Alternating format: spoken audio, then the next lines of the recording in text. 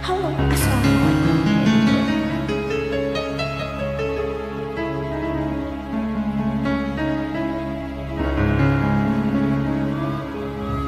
Apa iki saterare takdirku sing jawabke sliramu peto ati peto lambe Wis kadhuti rasaku kemas rungokno tangisku becike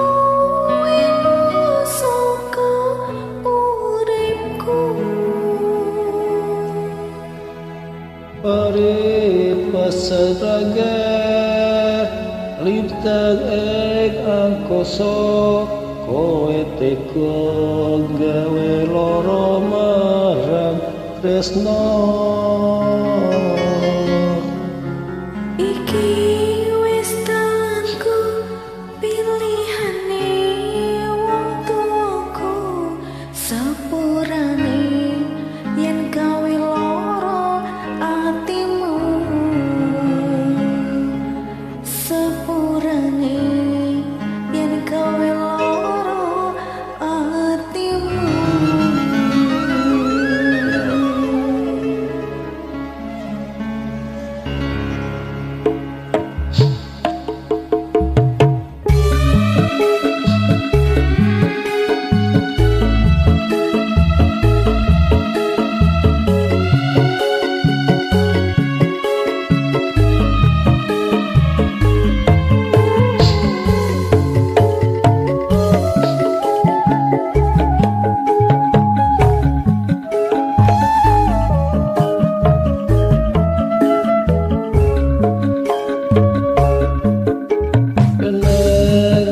Sifatmu saiki wis beda kowe ninggalke aku mentengke wong liya apa rasa tresnamu saiki wis enough koyo lumpur ing pinggir segara.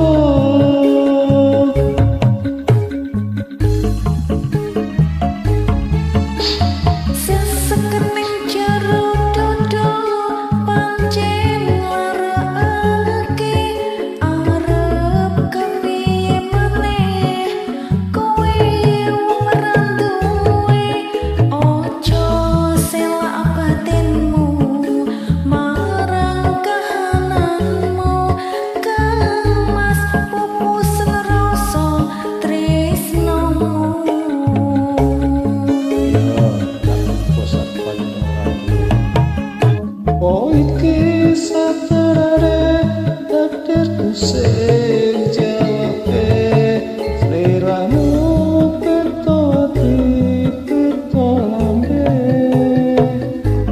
Wis kadhuti rasaku kemas rungokno tangisku becike kowe suka uripku. Pasraga lintang neng angkoso kowe teko gawe loro marang tresno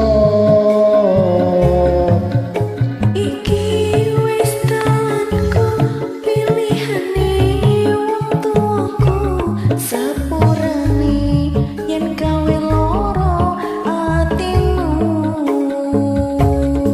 asik